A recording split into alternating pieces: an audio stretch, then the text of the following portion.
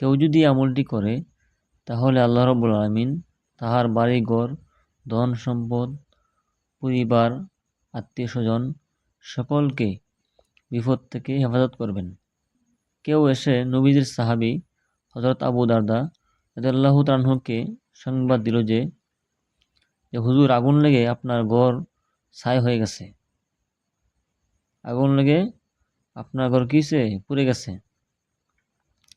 তখন হযরত আবু দারদা রাদিয়াল্লাহু তাআলা আনহু একেবারে কোনরূপ উদ্বিগ্ন না হয়ে বললেন, কখনো না, কখনো আমার ঘর পুড়তে পারে না। আল্লাহ তাআলা কিছুতেই এরূপ করবেন না, কারণ আমি স্বয়ং রাসূল সাল্লাল্লাহু আলাইহি সাল্লামকে বলতে শুনেছি, নবীজির পবিত্র মুখে আমি শুনেছি, যে ব্যক্তি দিনের শুরুতে এ আমল করবে আল্লাহ রাব্বুল আলামিন তাহার পরিবার পরিজন, আত্মীয় স্বজন সমস্ত বিপদ থেকে হেফাজতে রাখবেন। যে সে সন্ধ্যা পর্যন্ত সকল বিপদ থেকে হেফাজতে থাকবে, কোনো বিপদই তাকে স্পর্শ করতে পারবে না। আর সন্ধ্যায় পাঠ করলে সকাল পর্যন্ত সমস্ত বিপদ থেকে নিরাপদে থাকবে। উনি বলতেছেন যে আজ সকালে আমি এই দোয়াটি পাঠ করেছি, সুতরাং আমার পরিবার পরিজন বা আমার ঘর আত্মীয় স্বজনের কোনো ক্ষতি হইতে পারে না, অবশ্যই ক্ষতি হবে না। এতএব আমার ঘরে কিরূপে আগুন লাগতে পারে। এতপর তিনি লোকদেরকে বললেন, তোমরা গিয়ে দেখে নাও, বিশ্বাস না হলে তোমরা গিয়ে দেখে নাও, আমার ঘর আগুনে পুড়তে পারে না, আগুনে পুড়বেও না। আমার ঘর আগুনে পুড়তে পারে না এবং পুড়বেও না।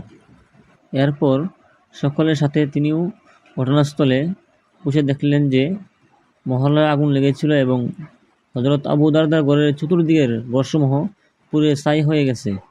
অথচ ঘটনাস্থলে ওনার ঘরটি তাহার সম্পূর্ণ নিরাপদ রয়েছে, ওনার ঘরটি আগুনে পুড়ে নাই। সুবহানাল্লাহ। কারণ কি উনি এই আমলটি করেছিলেন। এজন্য আল্লাহ রাব্বুল আলামিন তাহার ঘরকে সমস্ত বিপদ থেকে হেফাজত করেছেন।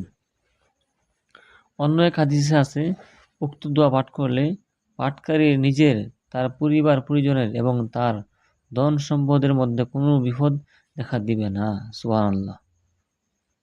আমলটি যদি কেউ করে তাহার নিজের, তার পরিবার পরিজনের, আত্মীয় স্বজনের, তার ধন সম্পদের মধ্যে কোনো বিপদ দেখা দিবে না। সুতরাং আমরা সকলেই আমলটি করব। আমলটি করার নিয়ম হলো প্রতিদিন সকাল ও সন্ধ্যায় একবার করে পাঠ করবেন।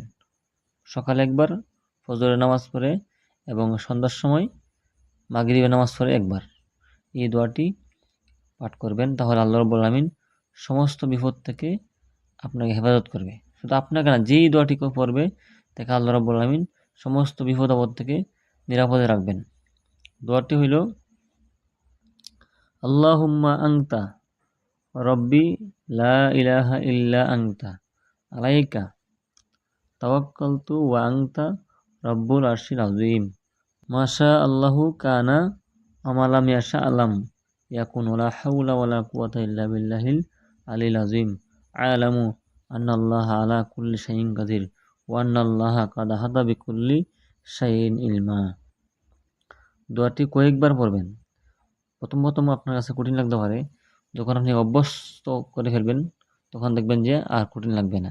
সকাল একবার, সন্ধ্যার সময় একবার, সকাল একবার, সন্ধ্যার সময় একবার, প্রতিদিন আমল করলে এক সময় দেখবেন যে সহজ হয়ে গেছে।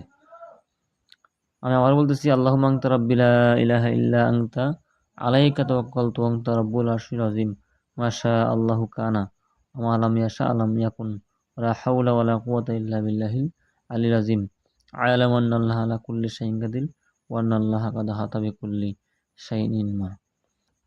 আমার কাছে সহজ, এজন্য আমি তাড়াতাড়ি পড়তেছি।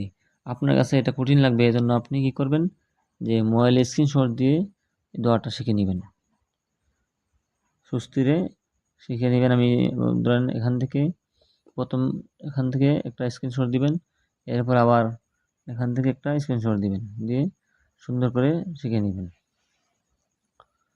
তো এই দোয়াটি আমল করলে নিজে বুঝতে পারছেন কত বিশাল একটি আল্লাহ রাব্বুল আলামিনের রহমত পাওয়া যাবে। সমস্ত বিপদ থেকে আল্লাহ রাব্বুল আলামিন হেফাজত করবেন। এই জন্য আমরা প্রত্যেকেই এই আমলটা সকাল বিকাল পড়বো, আমল করব। কারণ হলো যে কোন সময় বিপদ আসে বলা যায় না। কারণ আসমান জমিনের মধ্যে যত ধরনের বিপদ আসে সবগুলো আমাদেরই কর্মের ফল। আল্লাহ রাব্বুল আলামিন পবিত্র কোরআনে বলছেন যে জমিনে জলের স্থলে যে সমস্ত বিপদ আসে এগুলো তোমাদেরই পাপের কারণে আসে, তোমাদেরই কর্মের ফল। এজন্য আমরা গুনাহ থেকে বেঁচে থাকবো এবং অতীতে যে যে গুনাহ করেছি এই জন্য তওবা করব। আর যদি কোনো গজব এসে যায় সেই গজব থেকে বাঁচার জন্য এই আমলটি করব, তাহলে আল্লাহ রাব্বুল আলামিন আমাদের মাথার উপরে যত ধরনের গজব আছে সমস্ত গজব থেকে, বিপদ থেকে হেফাজত করবেন এই আমলের ওসিলায়। তাই আমরা প্রত্যেকেই সকালে এবং সন্ধ্যায় এই আমলটি করব।